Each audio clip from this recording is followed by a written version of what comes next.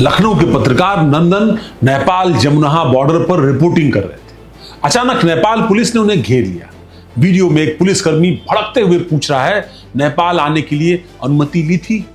बिना अनुमति के कैसे रिपोर्टिंग कर रहे हैं? नंदन और उनके साथी समझाने की कोशिश कर रहे हैं कि वे पत्रकार हैं, बॉर्डर एरिया में ग्राउंड रिपोर्टिंग कर रहे हैं। लेकिन माहौल तनावपूर्ण हो चुका था और इस घटना का वीडियो 8 मई 2026 का जो वीडियो है वो सोशल मीडिया पर वायरल। यह सिर्फ एक पत्रकार का मामला नहीं है, बल्कि भारत नेपाल सीमा पर चल रही व्यापक बदलाव की एक नई तस्वीर है। नमस्कार दोस्तों, मैं हूं अवनीश विद्यार्थी और आप देख रहे हैं ब्रेकिंग न्यूज। नेपाल की भूमि में आने के लिए अनुमति लिया है? जानकारी नहीं थी मुझे। जानकारी नहीं है। पत्रकार है आप? हाँ, पत्रकार। पत्रकार जानकारी नहीं होता है? नहीं, इस चीज की पत्रकार को जानकारी नहीं होता है? रिपोर्टिंग की अनुमति की जानकारी नहीं। जानकारी कैसे पत्रकार है आप लोग? नहीं, इसकी जानकारी पत्रकार कैसे है बताइए आप? पत्रकार को दूसरे देश में जाके वो एंट्री तो हमने बिना अनुमति आपने कैसे लिया बताइए? मैंने एसपी साहब को फोन कर दिया अभी। इस घटना का वीडियो देखने के बाद लोग हैरान, सवाल पूछे जा रहे हैं कि आखिर ये क्या हो रहा है। नेपाल हमारा पुराना दोस्त है, वहां भारतीय पत्रकार को इस तरह रोका जाना, उसे बेइज्जत करना, उसे जलील करना, क्या दोनों देशों के रिश्तों में दरार आ रही है?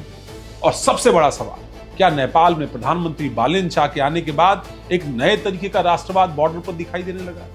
इस घटना को समझने के लिए हमें नेपाल में बीते दिनों हुई एक और घटना का जिक्र करना होगा। दरअसल अप्रैल 2026 में नेपाल के चर्चित यूट्यूबर रोशन पोखरेल को पुलिस ने गिरफ्तार किया। उनका यूट्यूब चैनल हेड्स काफी लोकप्रिय है। वे अपने वीडियोस में राजनीतिक मुद्दों पर खुलकर बोलते। रोशन ने प्रधानमंत्री बालेन शाह की आलोचना की। उन पर आरोप लगा कि उन्होंने वीडियो में अपशब्दों का इस्तेमाल किया। पुलिस ने उन्हें हिरासत में ले लिया और 4 दिनों तक लगातार उनको हिरासत में रखा, जेल में रखा। लेकिन मामला यही नहीं रुका। नेपाल के जेनजी और सोशल मीडिया एक्टिविस्ट ने इस पूरे मामले पर सरकार का विरोध करना चाहिए। लोगों ने कहा, अगर सरकार की आलोचना करने पर गिरफ्तारी होगी तो अभिव्यक्ति की आजादी का क्या मतलब है? दबाव बढ़ा और आखिरकार रोशन पोखरेल को रिहा कर दिया। लेकिन इस घटना ने एक बड़ा संदेश दिया कि नेपाल में माहौल बदल रहा है और अब सवाल सिर्फ एक यूट्यूबर या पत्रकार का नहीं रह गया। सवाल यह है कि नेपाल आखिर किस दिशा में है? मार्च 2026 में बालेन शाह नेपाल के प्रधानमंत्री। वे पारंपरिक राजनीति से अलग छवि रखने वाले एक युवा नेता थे। काठमांडू के मेयर रहते हुए उन्होंने खुद को सिस्टम से लड़ने वाले चेहरे के रूप में स्थापित किया। उनकी राजनीति का सबसे बड़ा आधार था राष्ट्रवाद और सिस्टम सुधार। वे लगातार कहते थे कि नेपाल को अपने हितों को पहले देखना, लोकल बिजनेस को बचाना होगा और बॉर्डर पर स्मगलिंग रोकनी होगी और नेपाल को दूसरों पर निर्भरता वाली मानसिकता से बाहर आना। और अब यही सोच बॉर्डर नीति में भी दिखाई दे रही है, लेकिन इसके साइड इफेक्ट्स भी। भारत और नेपाल बॉर्डर दुनिया के सबसे खुले बॉर्डर्स में से एक है। दोनों देशों के बीच 1950 की पीस एंड फ्रेंडशिप ट्रीटी है और इस समझौते के तहत दोनों देशों के नागरिक बिना वीजा पासपोर्ट के एक दूसरे के देश में आ जा सकते। इसी वजह से दशकों से बॉर्डर पर जिंदगी बेहद सामान्य है। नेपाल के लोग भारत में नौकरी करने आते हैं और भारत के लोग नेपाल में खरीदारी और घूमने फिरने। रिश्तेदारियां बनी, शादियां हुई, छोटे मोटे व्यापार फले फूले और इसलिए भारत और नेपाल के रिश्ते को अक्सर रोटी बेटी का रिश्ता कहा जाता है। लेकिन 2026 में तस्वीर बदलती है। अप्रैल 2026 में नेपाल ने बॉर्डर पर सामान ले जाने के नियमों में सख्ती करनी शुरू। नियम यह था कि अगर भारत से नेपाल ले जाने वाला सामान तय सीमा से ज्यादा मूल्य का है तो उस पर कस्टम ड्यूटी है। पहले भी यह नियम मौजूद था, लेकिन थोड़ी ढीली थी। अब अचानक चेकिंग बढ़ा दी। भारतीय गाड़ियों की चेकिंग, खरीदारी का हिसाब, कस्टम में पूछताछ, बॉर्डर पर रोक टोक, इन सब ने वहां पर माहौल बदला। उत्तर प्रदेश, बिहार, उत्तराखंड के बॉर्डर के इलाकों में रहने वाले लोग जो रोजमर्रा की छोटी खरीदारी के लिए नेपाल जाते थे, परेशान हुए। नेपाल के व्यापारी भी इस पूरे उठापटक से परेशान हुए। उनका कहना है कि भारतीय ग्राहक कम हो गए, बाजार सूने पड़ने लगे और बॉर्डर पर रहने वाले लोगों की जिंदगी अलग हो गई। उनके लिए सीमा सिर्फ नक्शे की लाइन नहीं है। कई परिवार ऐसे भी हैं जिनके रिश्तेदार दोनों तरफ, और जब दोनों तरफ रिश्तेदारियां हैं तो रोज लोग सीमा पर जाकर के काम करते हैं। कुछ लोग भारत से सस्ता सामान खरीदकर नेपाल में बेचते हैं और कुछ लोग नेपाल से सामान लाकर भारत। अब सख्ती बढ़ने से सबसे ज्यादा परेशानी इन्हीं लोगों को हो रही है।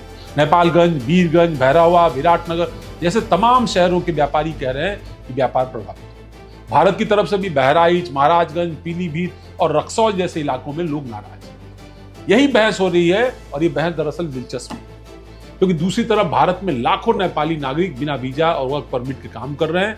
अनुमान के मुताबिक भारत में 10 से 15 लाख नेपाली नागरिक रहते हैं और काम करते हैं। वे होटल में नौकरी करते हैं, सिक्योरिटी गार्ड्स बनते हैं, घरेलू काम करते हैं, फैक्ट्रियों में मजदूरी करते हैं, दुकानों पर, रेस्टोरेंट्स में काम करते हैं। दिल्ली, मुंबई, बेंगलुरु, देहरादून, शिमला, चंडीगढ़, हर बड़े शहर में नेपाली कामगार मिलते हैं। और यह सब संभव कैसे है? 1950 की संधि की वजह से। भारत ने कभी नेपाली नागरिकों को उस तरीके की सख्ती के साथ नहीं ट्रीट किया जैसी नेपाल बॉर्डर पर अब दिखाई दे। इसी वजह से भारत में कुछ लोग अभी सवाल उठा, क्या नेपाल दोहरे रवैये को अपना रहा है?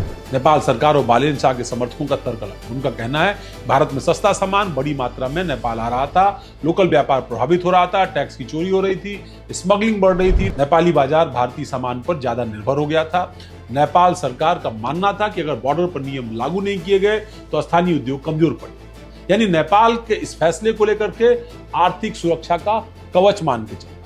नेपाल में पिछले कुछ दिनों से राष्ट्रवाद की राजनीति मजबूत है। इसके पीछे कई सारे कारण।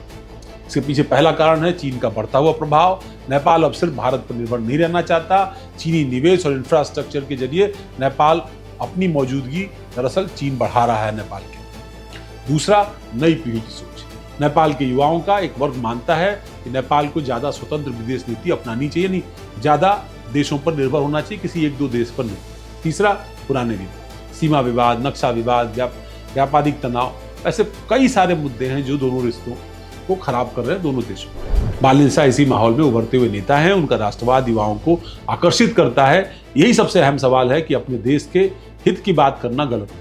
लोकल व्यापार बचाना भी जरूरी है, स्मगलिंग रोकना भी सरकार की जिम्मेदारी, लेकिन यह प्रक्रिया अगर आम लोगों के लिए अपमान में तब्दील हो जाए तो समस्या है। भारतीय पत्रकार को रोकने वाला वीडियो इसलिए वायरल हुआ क्योंकि लोगों को उसमें सख्ती से ज्यादा अविश्वास दिखाई देता। लोगों को लगा कि अब नेपाल भारतीयों को शक की निगाह से देख रहा है। पत्रकार नंदन और यूट्यूबर रोशन पोखरेल दोनों घटनाओं में एक समानता है। दोनों मामलों में सवाल इस बात का कि अभिव्यक्ति की आजादी का क्या होगा। लोकतंत्र में मीडिया की भूमिका बहुत महत्वपूर्ण होती है और पत्रकार और यूट्यूबर्स सरकार से सवाल पूछते हैं, बॉर्डर की समस्याएं दिखाते हैं, लोगों की आवाज सामने रखते हैं। अगर पत्रकारों को रोका जाएगा या आलोचना करने वालों को गिरफ्तार किया जाएगा तो स्वाभाविक रूप से चिंता बढ़ेगी। नेपाल के भीतर कई लोग अब यही सवाल, इतनी घटनाओं के बाद यह उठना सवाल स्वाभाविक है, लेकिन जवाब इतना सीधा नहीं। असलियत यह है कि भारत और नेपाल का रिश्ता सिर्फ सरकारों पर नहीं निर्भर, ये रिश्ता लोगों के बीच का रिश्ता है। दोनों देशों की संस्कृति से जुड़ा हुआ है, धर्म से जुड़ा हुआ है, भाषा मिलती जुलती है, परिवार जुड़े हुए हैं। नेपाल के लाखों लोग भारत में रहते हैं, भारत के लाखों लोग पर्यटन के लिए नेपाल आते हैं। इसलिए कुछ राजनीतिक तनाव या प्रशासनिक शक्ति रिश्ते को पूरी तरीके से तब्दील नहीं कर सकती, लेकिन हाँ, अगर संवाद कम हुआ, राष्ट्रवाद ज्यादा आक्रामक हुआ तो दूरियां जरूर बढ़ सकती। स्थिति को संभालने के लिए दोनों देशों को संतुलन बनाना पड़ेगा। नेपाल को चाहिए कि बॉर्डर के नियम लागू करे, लेकिन आम लोगों का सम्मान बढ़ाए। पत्रकारों और मीडिया को सहयोग किया जाए, छोटे व्यापारियों के लिए राहत दी जाए, और भारत को चाहिए कि कूटनीतिक तरीके से बातचीत को आगे बढ़ाया जाए। बॉर्डर व्यापार और आवाजाही पर संयुक्त बैठकें की जाए, भावनात्मक प्रतिक्रियाओं से बचा जाए, और दोनों देशों के बीच सबसे मजबूत चीज जो है वह है विश्वास। नेपाल और भारत का रिश्ता किसी एक सरकार या किसी एक नेता या किसी एक वायरल वीडियो से बहुत बड़ा है, लेकिन यह भी सच है कि छोटे छोटे घटनाक्रम लोगों की भावनाओं को प्रभावित करते हैं। जब भारतीय पत्रकार को बॉर्डर पर रोका जाता है तो भारत में लोग सवाल पूछते हैं, और जब नेपाल में यूट्यूबर गिरफ्तार होता है तो वहां के युवा बेचैन होते हैं। यानी समस्या सिर्फ राजनीति की नहीं है, दरअसल भरोसे की, और भरोसा टूटने में समय नहीं लगता। नेपाल इस समय बदलाव के दौर से गुजर रहा है। बालेन शाह नया नेपाल बनाना चाहते हैं जहां राष्ट्रवाद मजबूत हो, लोकल व्यापार से बचें, सिस्टम सख्त हो, लेकिन बदलाव के लिए सबसे बड़ी परीक्षा यही है कि उसमें आम आदमी की दरअसल जगह कितनी है।